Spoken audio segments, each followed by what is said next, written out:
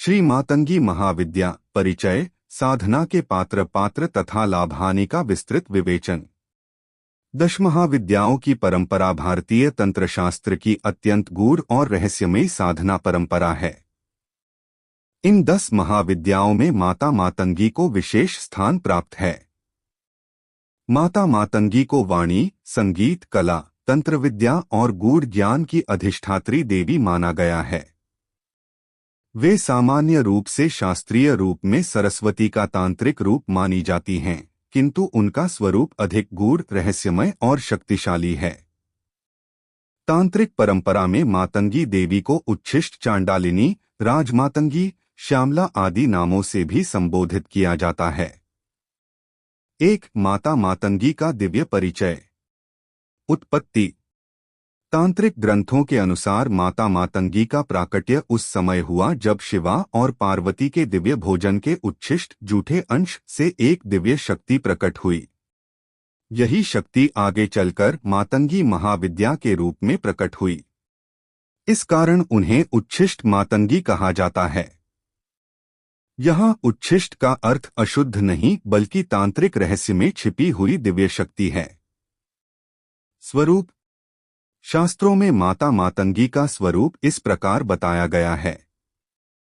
वर्ण श्याम अथवा हरित, हरा। वस्त्र हरे या नीले। आसन रत्न सिंहासन। हाथों में वीणा, खड्ग, वर मुद्रा, अभय मुद्रा। वाहन तोता। तोता वाणी और ज्ञान का प्रतीक माना जाता है। मातंगी का आध्यात्मिक अर्थ।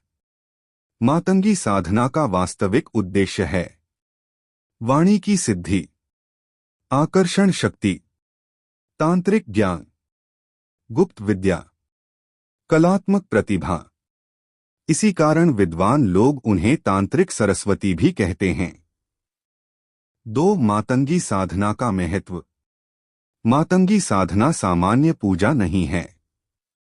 यह तांत्रिक साधना की श्रेणी में आती है। इस साधना से साधक को 3 प्रकार की शक्तियां प्राप्त होती हैं। वाक् सिद्धि, आकर्षण शक्ति, ज्ञान और तंत्र की सिद्धि। जो व्यक्ति संगीत, लेखन, वक्तृत्व, शिक्षा या तंत्र विद्या में उन्नति चाहता है, उसके लिए यह साधना अत्यंत प्रभावशाली मानी जाती है। 3. मातंगी साधना के पात्र, योग्य व्यक्ति। तंत्रशास्त्र के अनुसार हर व्यक्ति इस साधना के योग्य नहीं होता। निम्नलिखित व्यक्ति इस साधना के पात्र माने जाते हैं। 1. गुरु दीक्षित साधक, जिसे किसी योग्य गुरु से मंत्र दीक्षा प्राप्त हुई हो। 2. संयमी व्यक्ति, जो व्यक्ति ब्रह्मचर्य का पालन करे, मन और वाणी पर नियंत्रण रखे, सात्विक जीवन जीता हो। 3. आध्यात्मिक साधक, जो केवल शक्ति या सिद्धि नहीं बल्कि आत्मिक उन्नति चाहता हो। 4. तंत्र विद्या में रुचि रखने वाला, तंत्र मंत्र, ध्यान और साधना में स्थिर मन रखने वाला व्यक्ति। 4. मातंगी साधना के अपात्र, कुछ लोग इस साधना के लिए अनुचित माने गए हैं। लालची व्यक्ति, जो केवल धन या शक्ति के लिए साधना करता हो। क्रोधी और अस्थिर मन वाला, तांत्रिक साधना में मन की स्थिरता बहुत आवश्यक होती है। गुरु के बिना साधना करने वाला, मातंगी साधना बिना गुरु के करना कई बार हानिकारक भी हो सकता है। अपवित्र जीवन वाला व्यक्ति, अत्यधिक नशा, हिंसा या दुष्ट कर्म करने वाला व्यक्ति इस साधना का अधिकारी नहीं माना जाता। 5. मातंगी साधना की संक्षिप्त विधि। यह सामान्य रूप है, पूर्ण साधना गुरु के निर्देशन में ही करनी चाहिए। समय, रात्रि का समय, विशेष रूप से अमावस्या या नवरात्रि। स्थान, एकांत कमरा, मंदिर या साधना स्थल। सामग्री, हरे वस्त्र, मातंगी यंत्र, दीपक, धूप, हरे पुष्प, मंत्र, प्रचलित बीज मंत्र। ओम ह्रीं ऐं श्री मातंग्यै नमः। इस मंत्र का 108 या 1000 जप किया जाता है। 6 मातंगी साधना के लाभ। यदि साधना सही तरीके से की जाए तो साधक को अनेक लाभ मिलते हैं। 1. वाणी सिद्धि। साधक की वाणी प्रभावशाली हो जाती है। 2. आकर्षण शक्ति। लोग साधक की ओर स्वतः आकर्षित होने लगते हैं। 3. कला और संगीत में सफलता। गायन, लेखन और कला में प्रतिभा बढ़ती है। 4. तंत्र ज्ञान। साधक को गूढ़ ज्ञान प्राप्त होता है। 5. मानसिक शक्ति। स्मरण शक्ति और बुद्धि में वृद्धि होती है। 7. मातंगी साधना की संभावित हानि। यदि साधना गलत तरीके से की जाए तो कुछ हानियां भी हो सकती हैं।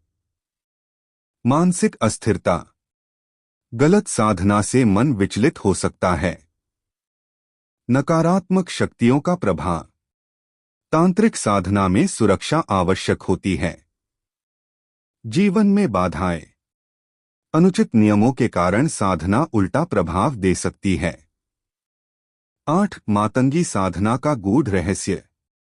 तंत्र के अनुसार मातंगी साधना का वास्तविक अर्थ है अहंकार का त्याग और वाणी की शुद्धि। जब साधक अपने भीतर के अज्ञान, अहंकार और अशुद्ध विचारों को त्याग देता है, तब माता मातंगी की कृपा से उसकी वाणी में दिव्य शक्ति प्रकट होती है। संक्षेप में, मातंगी महाविद्या ज्ञान, वाणी और तंत्र की अत्यंत गूढ़ शक्ति है। यह साधना साधक को महान विद्वान, प्रभावशाली वक्ता और आध्यात्मिक मार्ग पर अग्रसर बना सकती है। किंतु यह साधना सदैव गुरु के मार्गदर्शन में ही करनी चाहिए। श्री मातंगी महाविद्या की रहस्यमयी कथा। सच्चे भक्त और दुष्ट तांत्रिक की भयानक गाथा। बहुत समय पहले उत्तर भारत के एक प्राचीन वन के समीप एक छोटा सा ग्राम था। उस ग्राम का नाम श्यामपुर था। गांव के चारों ओर घना जंगल और बीच में एक प्राचीन जीर्ण-शीर्ण मंदिर था जो माता मातंगी को समर्पित था। उस मंदिर के बारे में एक विचित्र बात प्रसिद्ध थी। जो साधक सच्चे मन से वहां साधना करता है उसे माता की दिव्य कृपा मिलती है, और जो स्वार्थ या दुष्ट उद्देश्य से साधना करता है वह भयानक परिणाम भोगता है। एक सच्चे भक्त का जन्म। उसी गांव में एक गरीब ब्राह्मण का पुत्र जन्मा। उसका नाम था देवदत्त। देवदत्त बचपन से ही अत्यंत शांत और भक्तिपूर्ण स्वभाव का था। जब दूसरे बच्चे खेलते थे तब वह मंदिर जाकर घंटों ध्यान करता। उसकी माँ अक्सर पूछती, बेटा तू इतना समय मंदिर में क्यों बिताता है? देवदत्त मुस्कुराकर कहता, माँ, जब मैं माता के सामने बैठता हूँ तो मेरे मन को अजीब शांति मिलती है। धीरे धीरे उसकी भक्ति पूरे गांव में प्रसिद्ध हो गई। 2. दुष्ट तांत्रिक का आगमन। उसी समय एक दिन उस गांव में एक भयावह तांत्रिक आया। उसका नाम था कालकर्ण। उसकी आंखें लाल थीं, शरीर पर भस्म लगी थी और गले में खोपड़ियों की माला थी। वह गुप्त तांत्रिक साधनाओं में अत्यंत शक्तिशाली माना जाता था, परंतु उसका उद्देश्य केवल शक्ति और नियंत्रण प्राप्त करना था।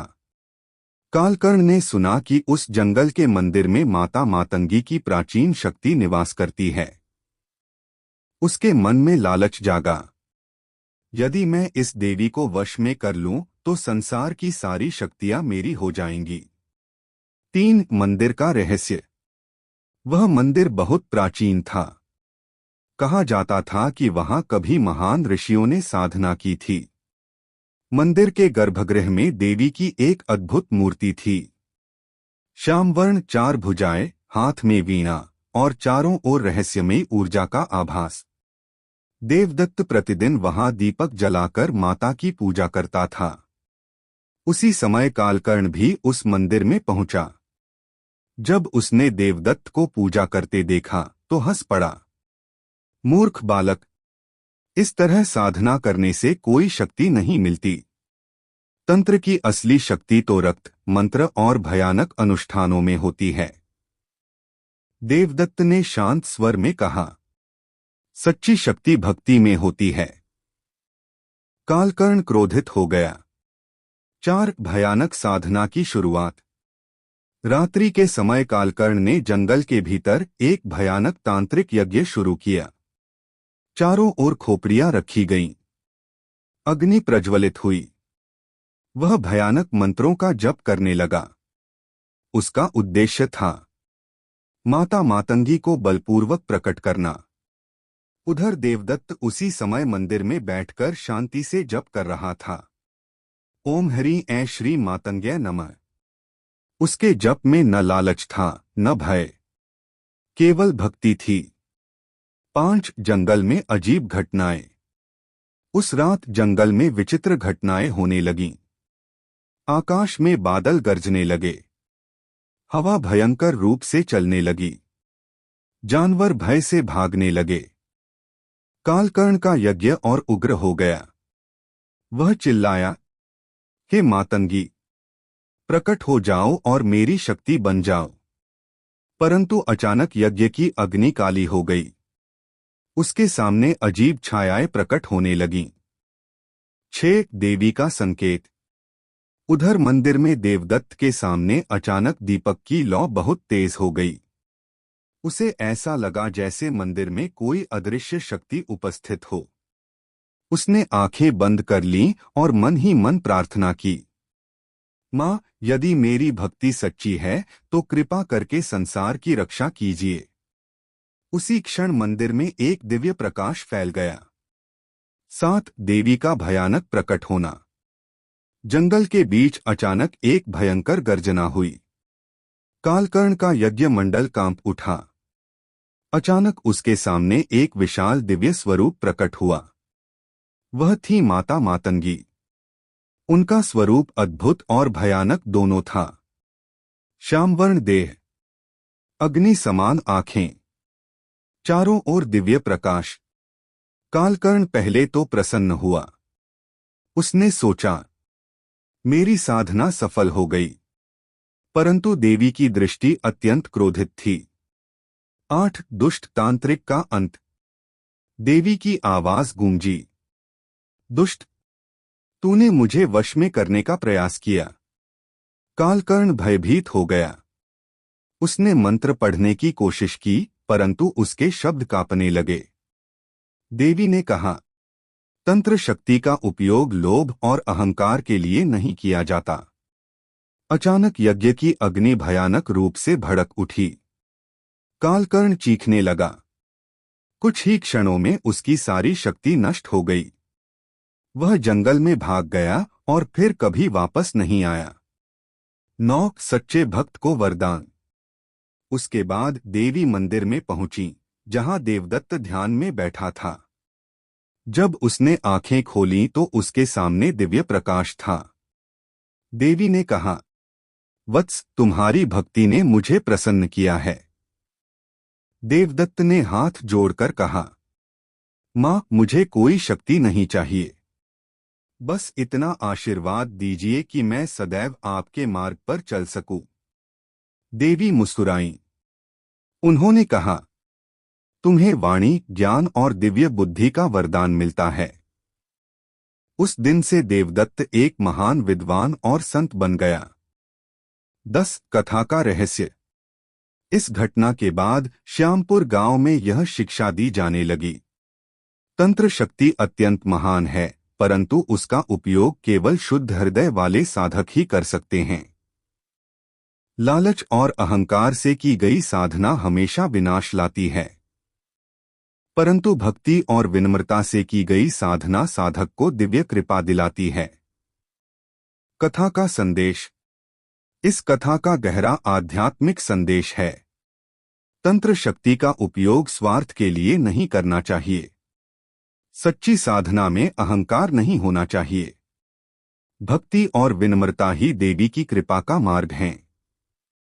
मातंगी महाविद्या की संपूर्ण तांत्रिक साधना विधि मूल मंत्र सहित दश महाविद्याओं की साधना तंत्रशास्त्र में अत्यंत गूढ़ और शक्तिशाली मानी जाती है।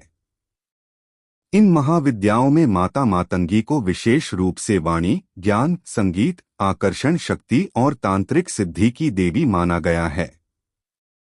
तांत्रिक परंपरा में इन्हें उच्छिष्ट चांडालिनी तथा राजमातंगी भी कहा जाता है।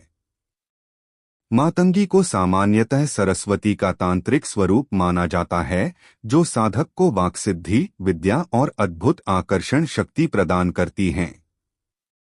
नीचे माता मातंगी की मूल मंत्र सहित संपूर्ण तांत्रिक साधना विधि विस्तार से दी जा रही है। 1. मातंगी साधना का उद्देश्य। मातंगी साधना निम्न उद्देश्यों के लिए की जाती है। वाणी की सिद्धि, संगीत और कला में सफलता, तंत्र मंत्र ज्ञान, आकर्षण शक्ति, विद्या और बुद्धि की वृद्धि, आध्यात्मिक उन्नति। 2. साधना का शुभ समय। मातंगी साधना के लिए कुछ विशेष समय अधिक प्रभावशाली माने जाते हैं। अमावस्या की रात्रि, गुप्त नवरात्रि, शारदीय नवरात्रि, मध्यरात्रि रात्रि 10 से 2 बजे। तांत्रिक ग्रंथों में रात्रि साधना को विशेष प्रभावशाली बताया गया है। 3. साधना का स्थान।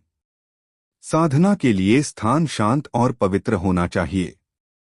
घर का एकांत कमरा, किसी मंदिर का साधना स्थल, नदी या जंगल के समीप एकांत स्थान।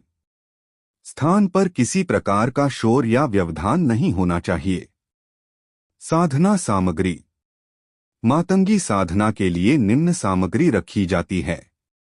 माता मातंगी की प्रतिमा या चित्र, मातंगी यंत्र, हरे रंग का आसन, हरे वस्त्र, घी का दीपक, धूप या अगरबत्ती, हरे पुष्प, फल और मिठाई का भोग, तांत्रिक जपमाला, रुद्राक्ष या हकीक। 5. साधक की तैयारी। साधना से पहले साधक को कुछ नियमों का पालन करना चाहिए। स्नान करके शुद्ध वस्त्र पहनें। हरे या पीले वस्त्र श्रेष्ठ माने जाते हैं। मन को शांत रखें। ब्रह्मचर्य का पालन करें। सात्विक भोजन करें। साधना के दौरान क्रोध, झूठ और नकारात्मक विचारों से दूर रहना चाहिए। 6. साधना का प्रारंभ। साधना प्रारंभ करने से पहले निम्न क्रम अपनाया जाता है। एक आसन पर बैठें। 2-3 बार गहरी श्वास लेकर मन को शांत करें। 3. गणेशा का स्मरण करें ताकि साधना में कोई बाधा न आए। 4. गुरु और इष्ट देव का ध्यान करें। 7. मातंगी ध्यान।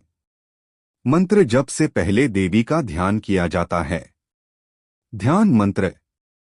श्यामांगी शशिशेखरा त्रिनयना रत्नसिंहासन स्थिता वेदाभ्यासर्ता वराभ्यकरा मातंगी ध्यायामि सर्वदा।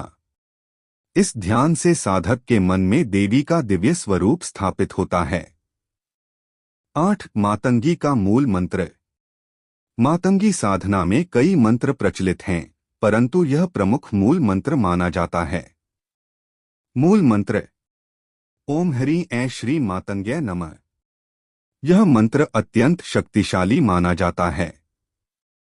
9. मंत्र जप विधि। मंत्र जप के नियम। प्रतिदिन 108 या 1008 जप। जप रुद्राक्ष या हकीक माला से करें। जप करते समय देवी की प्रतिमा पर ध्यान रखें। कम से कम 40 दिन तक निरंतर जप करें। तांत्रिक सिद्धि के लिए कुल 1,25,000 जप का विधान बताया गया है। 10. मातंगी यंत्र पूजा। यदि साधक के पास मातंगी यंत्र हो तो साधना अधिक प्रभावशाली मानी जाती है।